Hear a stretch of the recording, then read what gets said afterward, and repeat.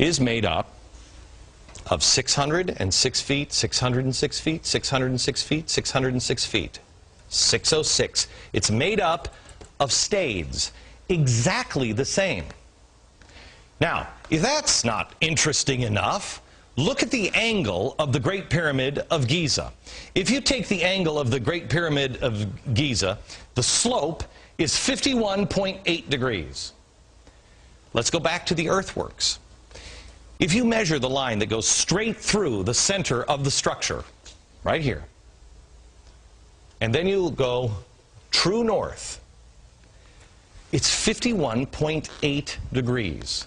That angle is exactly the same angle as the pyramids of Giza. It is the same math, the same calculations as ancient Egyptians. Let me show you one more connection. In 1860, David Wyrick, he's a guy who surveyed the Newark earthworks. He was digging into a mound near those earthworks, and he found a wooden coffin made of oak. They opened up the coffin and found a skeleton of a man holding a little box. It was about 8.10 inches in size. The box had been cemented shut here. This, by the way, is sitting in Ohio. Well, he opened up the box and he found a little man inside, a little black stone. They took it to scholars and they looked at it. The man seems to be carrying something, and there's writing here at first they couldn't recognize. The writing is, they thought in 1860, some sort of Hebrew. Well, finally, about 20 years later, they found some rabbis living in the area, and the rabbis looked at that, and they could read it. They said it was an old kind of block Hebrew, and it was a rendition of the Ten Commandments. Now, this is another piece. Block Hebrew. They said they'd never seen anything like it. Mainstream archaeologists at the time called this a hoax. But then in 1900, or just about after 1900, in Israel, they found the same block-style Hebrew writing. Mainstream archaeologists still dismiss the findings. They found it in Israel, and they found it in Ohio. But there was another stone that they found that they couldn't argue. This is the Bat Creek stone. It was found during the course of an official Smithsonian evacuation. The Smithsonian didn't understand the meaning of the writing on the stone. They thought it was Cherokee, since it came from Cherokee country. They didn't realize that it's actually Hebrew. They had published this originally upside down. They threw it in a box at the bottom of the Smithsonian, put it in the basement. Many years later, a scholar took it out of the box, looked at it, and went, oh my gosh, it's upside down. It's Phoenician, ancient Hebrew. So what's going on here? What is that about? Where is that history?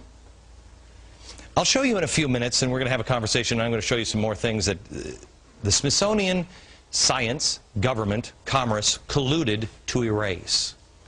By the way, I want to thank the directors of the documentary Lost Civilizations of North America for bringing these stories to my attention. I was blown away. To find more, visit the website lostcivilizationdvd.com. Here's the thing we should be asking ourselves. I don't know the story of these. Do you know that? Did you know that?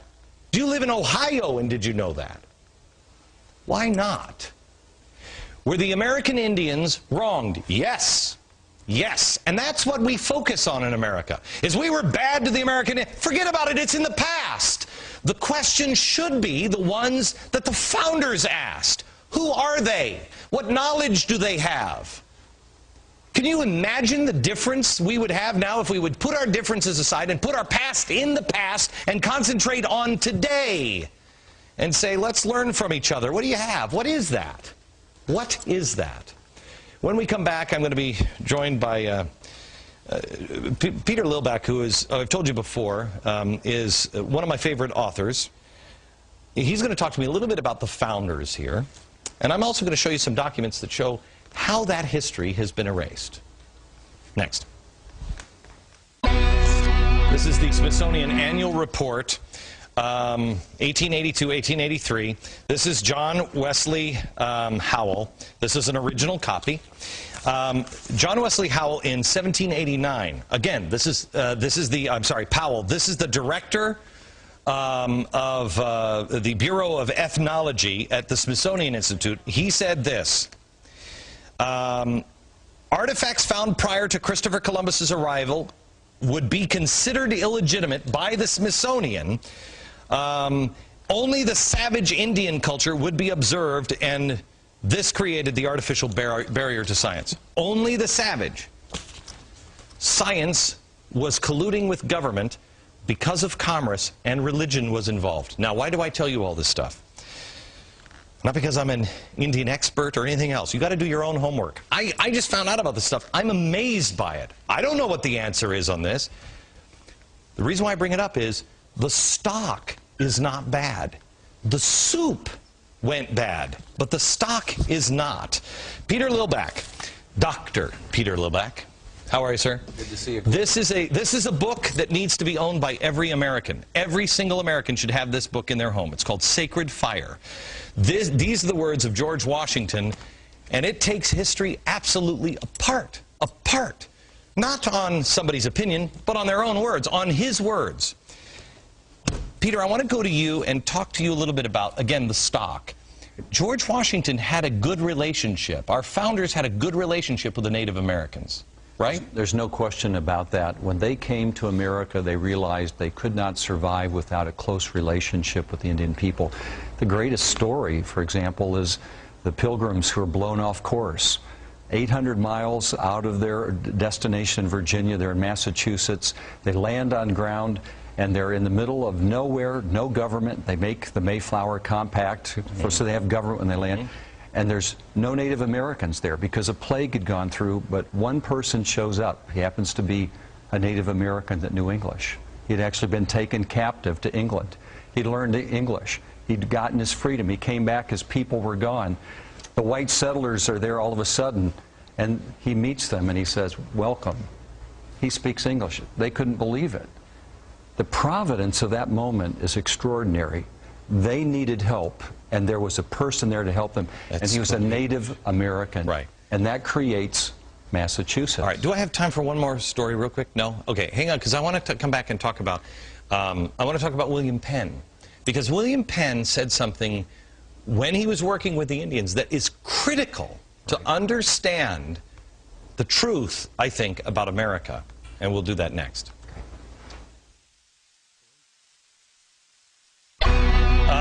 The history that has been erased in our nation, and in particular with the Native Americans, happened because it didn't fit the story they created, Manifest Destiny. It only works when Indians were savages, and they had to have savages for commerce and government to expand.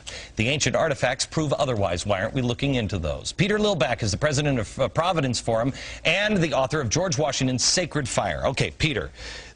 I think a great place for Americans to understand the truth about Americans and Native Americans and African Americans, all of it, it comes from William Penn. Tell the story. Great story. Philadelphia, the great founding city of the United States. That's where government began. It was founded by William Penn. He wanted a city without walls. And he determined that he would do it by making a constant commitment to justice and ethics with the Native Americans. There never was an Indian war with William Penn. And there's a wonderful treaty that still exists that describes the commitment they made, and it says this: there are good people and bad people among all people. There are good and bad Indians, there are good and bad Christians. That's what he called them in Philadelphia. And he said, we must come together so that we will address these problems that will come with respect and by communication, affirming the good. That's where we need to be.